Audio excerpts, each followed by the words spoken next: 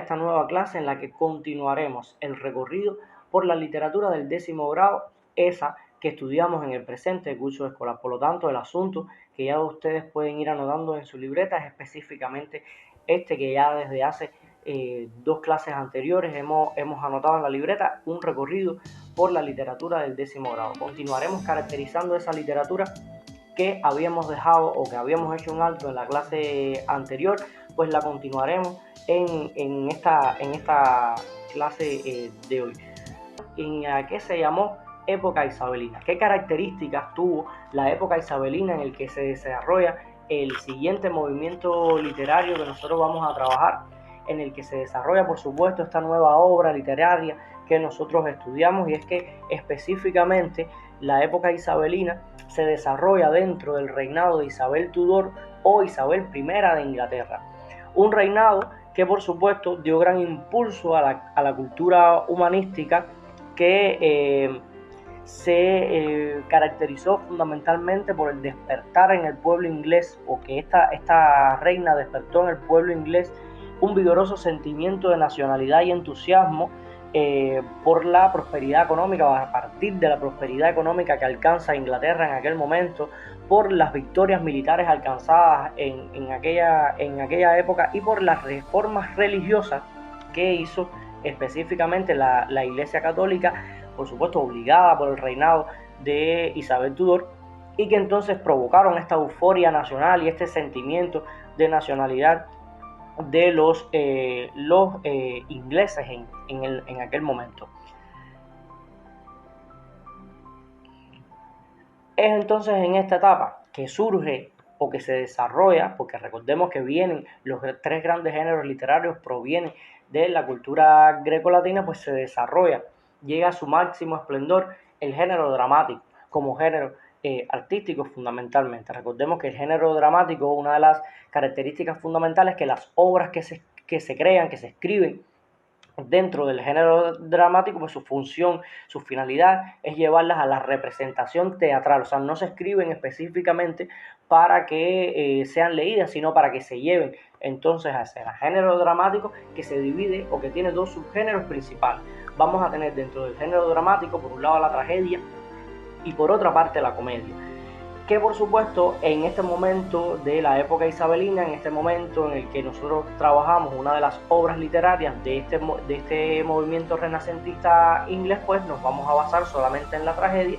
¿Y qué es la tragedia como subgénero dentro del género dramático? Es específicamente aquel subgénero que su final, su conclusión es la de la muerte de los personajes protagónicos, ambos o uno de estos, o simplemente el triunfo de la adversidad. Recuerden que yo les decía en algún momento que para que una obra dramática sea calificada como tragedia, o se tienen que morir los protagonistas, o deben vencer los malos, o debe vencer esta adversidad que se va a mostrar dentro de esta obra literaria. Bien, la obra a trabajar dentro del género dramático y la perteneciente a la época isabelina específicamente es la tragedia de William Shakespeare, Romeo y Julieta. Yo hago hincapié nuevamente, no me cansaré, los maestros no nos cansamos de repetir, por supuesto, los maestros de literatura, la correcta escritura de los títulos de las obras literarias. Recordemos que todas las obras literarias pertenecientes a obras clásicas se escribe el título de la obra subrayando con una línea continua debajo de todo el título de dicha obra. Una obra, entonces, les decía, Romeo y Julieta, de William Shakespeare, que es entonces una pieza teatral que Shakespeare escribe en aquel momento. Recordemos que ya sí, esta obra sí se escribe porque ya había surgido la imprenta, que fue uno de los sucesos grandes que marcó el fin de la época medieval y el inicio de la época moderna. Pues una pieza teatral escrita por Shakespeare y que se dice que data de los años 1594 y 1595. Fíjense, fin ya de la época medieval, casi inicio de una nueva etapa y de un nuevo movimiento artístico y literario. Una obra, por supuesto, que por su final es calificada como tragedia o está dentro de las tragedias. ¿Y qué nos va a mostrar Shakespeare en Romeo y Julieta. Primeramente, el enfrentamiento de dos familias rivales que tienen un odio antiguo, un odio que incluso viene desde momentos antes de lo que se narra y de lo que nos muestra Shakespeare en Romeo y Julieta. Estas dos familias, los Montesco y los Capuleto, fíjense cómo estas flechas encontradas demuestran entonces este conflicto, pero un conflicto o dos familias que van a tener dos jóvenes que van a encontrar el amor a primera vista en la fiesta en la que es presentada Julieta en sociedad, y que yo les voy a invitar a ver ahora en este momento fragmentos de esta obra. Vamos a ver el momento en el que Romeo y Julieta se encuentran en la fiesta de presentación de Julieta al arribar ya a la edad de 15 años.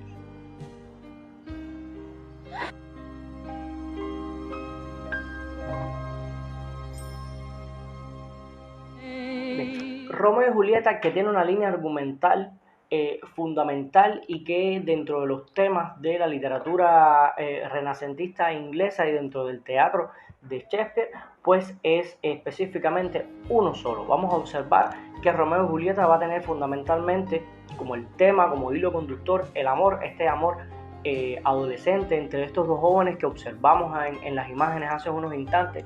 Se conocen, se enamoran a primera vista en esta fiesta en la que Romeo entra a escondidas, pero que va a ser además un elemento. No solamente Shakespeare nos va a mostrar este amor inocente, adolescente, no va a ser su objetivo fundamental, sino que también nos va a presentar a partir de estos conflictos, problemas fundamentales de la sociedad y de la época imperante en la ciudad de Verona, donde se desarrollan las principales sucesos de esta obra. Y bueno, van a ser elementos fundamentales que también debemos tener anotados en la libreta. Este esquema importante que ustedes lo tengan anotado ahí, porque también les resume en cierta medida esta obra literaria, para que además tengan más elementos, más argumentos para poder trabajar con ella.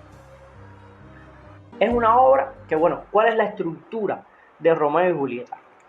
Y es, fíjense, un elemento que yo les decía cuando hablábamos de esos elementos a tener en cuenta para el análisis de toda obra literaria. Bueno, cómo está compuesta la estructura que Shakespeare dio a Romeo y Julieta. Recordemos además también que la obra que trabajamos en el aula no es específicamente la obra traducida, al igual que está en la obra en inglés, porque además es una obra que su idioma original es el inglés.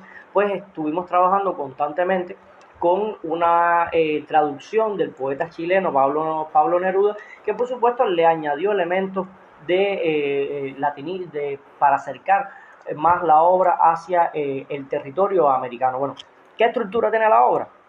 Pues la obra presenta un prólogo, está compuesta por 5 actos con 5 escenas cada una. Una característica de las piezas teatrales de la época era no tener más de 5 actos, y por supuesto cuenta con un epílogo. Recordemos en aquel momento cuando trabajamos la obra, a qué llamábamos epílogo dentro de una obra literaria, y es esta extensión que tienen algunas obras, no las tienen todas, al final, para concluir, para añadir elementos fundamentales que sean necesarios para dar cierre a la obra literaria.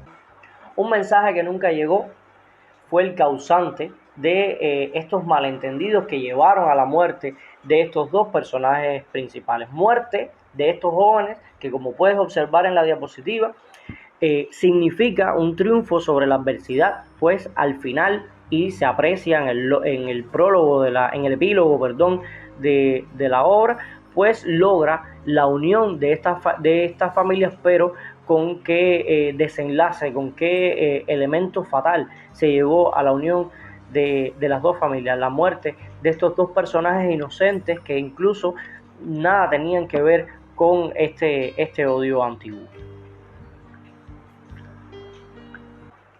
Pero les decía que se comienza a acercar la historia, comienzan las conclusiones o se llega al fin de la época moderna, del Renacimiento como movimiento artístico que se extendió hasta el siglo XVI, finales del siglo XVI, y vamos a pasar a un nuevo movimiento artístico y literario que cultivó específicamente el género lírico dentro de su producción literaria, y fue el barroco. Por lo tanto, la interrogante para recordar, para analizar en qué consistió el barroco, a qué se llamó barroco dentro de la literatura. El barroco fue aquel movimiento que fue breve, pues no se extendió más allá de un siglo, se dio específicamente durante el siglo XVII y específicamente en las letras españolas, aunque otros territorios también se caracterizaron y desarrollaron este movimiento barroco, pues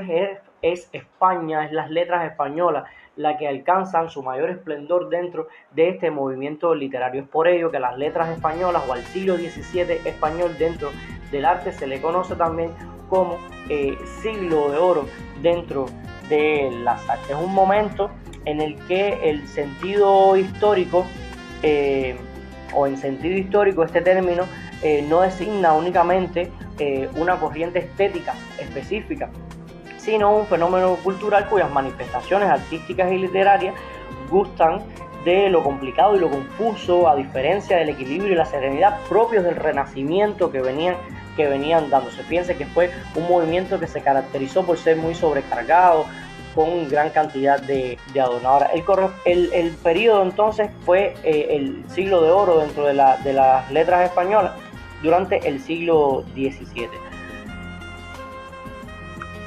Un movimiento en el que entonces la Iglesia recupera ese poder que había perdido y concibe una acción político-religiosa a la que nombró Contrarreforma. Recordemos que en España, en el momento del Cid, en el momento de Rodrigo Díaz de Vivar, pues se estaba dando el proceso de reforma de la sociedad española. Pues la Iglesia entonces lleva, para romper con todos estos vicios que había traído la reforma, pues crea una nueva acción político-religiosa que nombró la Contrarreforma. Y es en este momento en el que se desarrolla específicamente el barroco como movimiento artístico y literario. Pero bueno, ¿a qué se le llamó barroco específicamente dentro de las artes? ¿A qué se le llamó barroco dentro de la literatura? Es un concepto que tienen en la página 151 de su libro de texto, que se los voy a mostrar, pero no les voy a dar mucho tiempo en pantalla para que luego lo puedan buscar en su libro de texto.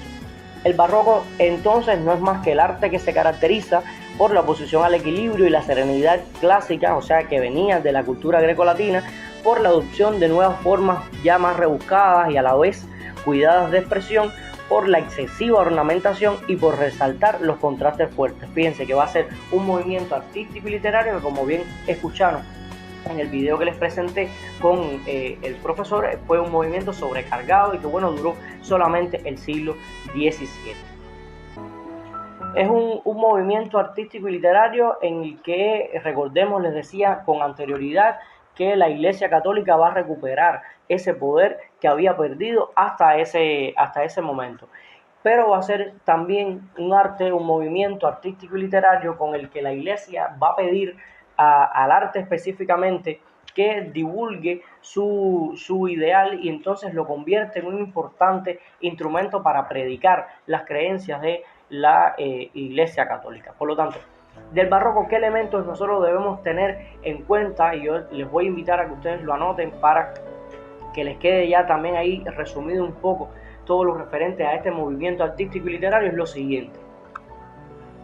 Los temas fundamentales de la literatura barroca son el pesimismo, la fugacidad de la vida, el amor y la muerte.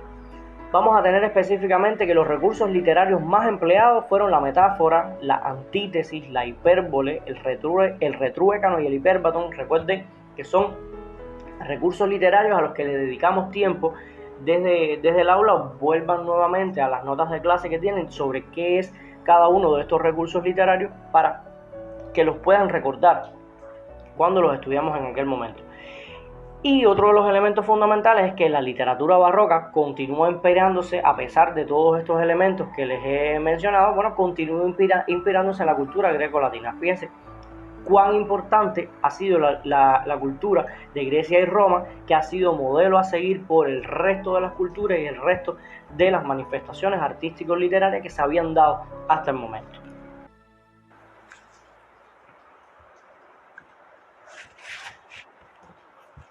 Cuando trabajamos las obras del barroco, hicimos referencia a tres autores específicos, tres autores fundamentales. Habíamos trabajado dos autores españoles y nos basamos también o fuimos específicamente a la obra literaria de una autora mexicana. Ya puedes ir observando que dentro de los autores del barroco que nosotros pudimos trabajar en el aula, pues vamos a tener a Luis de Góngora, tenemos a Francisco de Quevedo y a Sor Juana Inés de la Cruz. Góngora y Quevedo, que eran autores, por supuesto, de las letras españolas, y bueno, Sor Juana Inés de la Cruz, que desarrolla el barroco en Hispanoamérica. Recordemos que Hispanoamérica, colonia de España, que va a traer, por supuesto, y va a adoptar estos elementos fundamentales de la metrópoli, pues va a desarrollar, Sor Juana específicamente, va a ser ejemplo, va a ser vanguardia dentro de el movimiento barroco en las letras hispanas. Estos autores que se van a dividir en dos tendencias fundamentales, que yo les decía, en aquel momento habíamos buscado en clase qué significaba cada una de estas dos tendencias. Pues vamos a tener la tendencia culteranista o el culteranismo dentro del movimiento barroco, y vamos a tener el conceptismo también.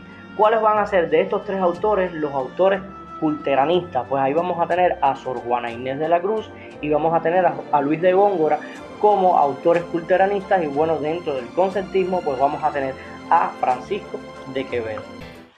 Pues yo los invito entonces a regresar sobre las obras a las que hemos hecho alusión en esta clase, Romeo y Julieta, una magnífica pieza teatral de Shakespeare, y a leernos nuevamente, ¿por qué no?, los poemas de la lírica para engrandecer el alma. Recordemos que el género lírico es ese género en el que vamos a tener fundamentalmente la exposición de los sentimientos que mayormente afloran en los autores, y vamos a regresar una vez más sobre los autores líricos, estos tres, Góngora, Quevedo y Sor Juana Inés de la Cruz. Yo sin más me voy a despedir, los espero en la siguiente clase. Muchas gracias por su atención y continuaremos este viaje ya en el próximo encuentro.